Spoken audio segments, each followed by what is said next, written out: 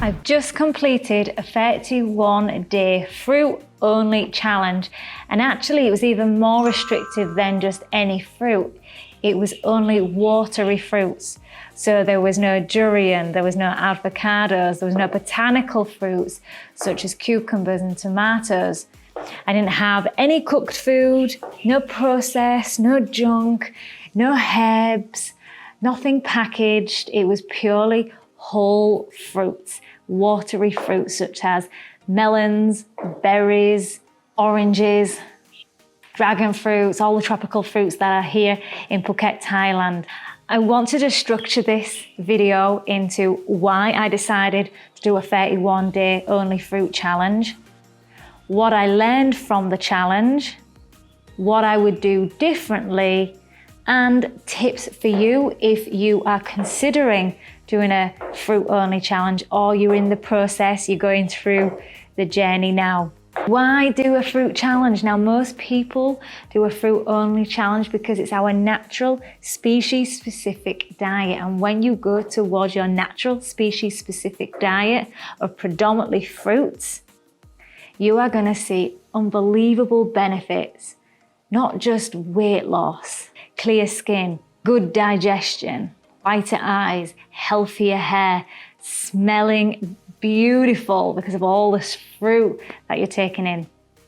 But really, you're going to get deeper. You're going to dig deep into the pain and suffering or the self-sabotaging patterns that you keep coming up with. Even subconsciously, we don't know if we're not seeing results that we want to see in our life. There's a reason. And what we do is we suppress, we escape, we numb with food. And what fruit does, it doesn't do that. It allows you to get deep. You'll be in touch with the divine in a much deeper connection. Emotionally balanced, you'll be much more peace and harmonious self. There's so many reasons why people do a fruit-only challenge, but it's awesome that the byproduct is losing the weight. And even if you haven't got weight to lose, the fact that you're going to get rid of all the waste. And this is the reason why I did the 31-day juice cleanse. Now, I've been over 13 years vegan. I went high raw over 8 years ago. And then 3 years ago, I went fully raw vegan. And in between that, I've done one 40-day juice cleanse and one 30-day juice cleanse. And then last year, I completed a 30-day fruit-only challenge. And I've just completed the 31-day. Actually, now I'm on another 21-day fruit-only challenge, which I'm offering quarterly if you are interested. That's all on my website, rawliciousyou.com. But this time it's with any fruits, like the avocados, like the durian and the jackfruit, and the botanical fruits. And it's a really great opportunity for those that are new to cleansing, new to this lifestyle, to get stuck in, get the support and the accountability. And it's what I offer. Now, the knowledge is all out there. It's all free. It's all available. But what makes a difference in your success is the accountability, is the support, is the community. That is what's made me successful. And that's why I created the group. So my main reason why is because I want to dig deeper. I want to regularly go on cleanses and do these periodically, if not quarterly. I feel it's good for the bowels, it's good for the gut. Now, I've been abusing my body for such a long time. These mini cleanses that I'm doing ain't enough to get rid of all the waste, the biofilms, the mucoid plaque. No, it takes a lot more digging, and it gets easier. It doesn't get harder, it gets easier, and I feel called to do it. I don't really get the physical symptoms. I actually feel alive when I do these cleanses, and that's the point I want most people to get to. If you are really struggling, your body is super toxic, and my goal is to prevent disease within myself and for others. But if you're really struggling with a detox, that means you need one. You can transition or you can go straight in.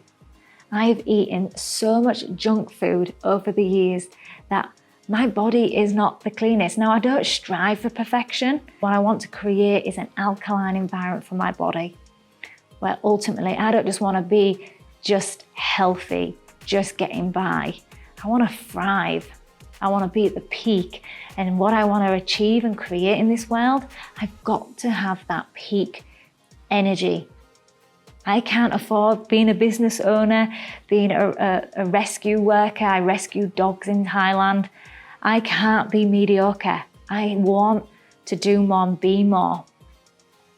I can't be living at mediocrity. I'm not here to play small. I'm here to really go out there, and I encourage others who have got the dream and the passions. And the reason why most of us don't have those and they're struggling is because of the foundation of the diet. What a raw vegan diet does is give you that edge. What I learned on my challenge is that I've still got work to do. I still have emotional attachments to food. This was my biggest pain point over the years. I was a big binge and comfort eater. I used food to suppress, to numb, to escape, and most of us do, even when we're bored. We all know that has consequences. I was never at my best self. Yeah, I was feeling okay. Even as a high raw vegan, I was feeling really good, but not at this level. What I learned was my detox symptoms was emotional.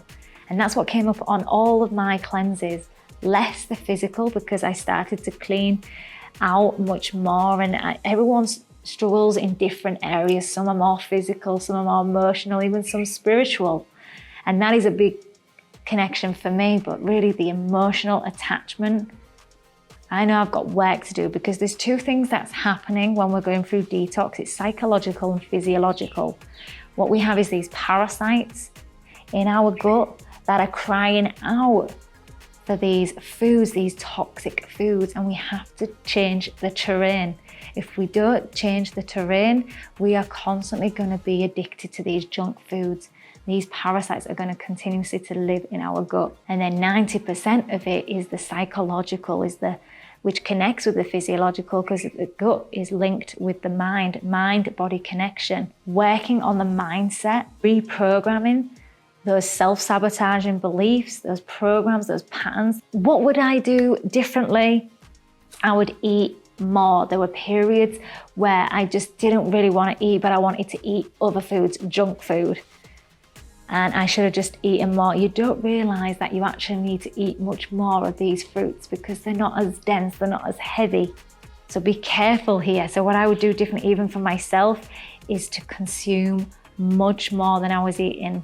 But also, if you've got that connection and you're doing your meditation, there'll be periods where it's not necessary.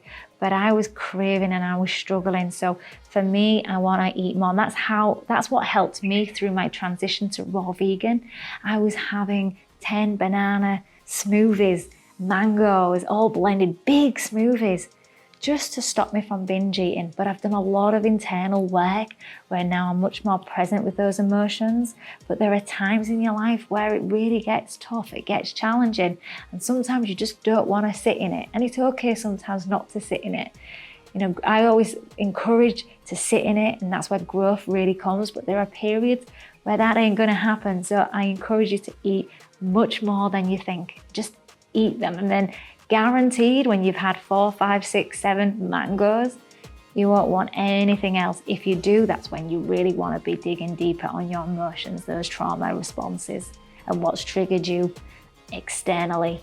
Tips I would give you is 1, eat an abundance of fruits. Do not restrict. This is not a diet. This is not a lifestyle of restriction. This is a cleanse, a fruit feast cleanse. It's not a fast, it's a cleanse, it's a feast. Eat in abundance. And number 2, have plenty in your cupboards, and all at different stages of ripeness. So you've got ones ready straight away for you to go and grab, and ones delayed, 2nd, 3rd day. And especially if you're really busy, then, you know, really make sure you do have those in. Number 3, make sure you've got fruit with you everywhere you go. Everywhere. Always be aware of where you can go off to eat. If you're eating with friends, plan in advance. That's number 4, plan in advance where you're going to go, when you're going to eat out. Number 5, eat as much as you care for before you go to events, so that you don't feel hungry when you go and have those triggers. Because when you're hungry, like, don't ever go shopping. That's probably number 6. Don't go shopping when you're hungry. Only go for what you need and make sure you're full. That was a big one for me, actually. Number 7 is really be present with your emotions and feelings. Really sit there and observe. Be the observer. And just remember, these thoughts, what are coming in, aren't always yours. These are the collectives, these are your family, these are your friends. Just be the observer. Encourage you to really start to just observe your thoughts rather than putting on a meaning, having a reaction. Pause before you react. Number 8 is community. Make sure you are surrounding yourself with like-minded souls, because sadly, there ain't a lot of people that get it. So don't try to explain yourself to others. People will be concerned, family and friends will certainly be concerned. They turn into nutritionists. Where are you going to get your protein? Just remember, I mean, that's irrelevant anyways, which I've shared on the channel, but also just remember, this is a short-term intervention. This is just a mini reset. This is just the start. It's temporary, it's not forever. And also you can go back to eating those favorite healthy raw foods that you was eating before. If you do want community, then I'd highly recommend checking over 15,000 raw living members in my Facebook community group. And we also are doing paid quarterly raw vegan challenges and also fruit challenges. If you're interested in any of those, check out my website, rawliciousyou.com. If you like this video, thumbs up if you haven't already subscribed, and also turn on the bell notification to be notified of when the next videos are. Be, feel, and stay Rawlicious.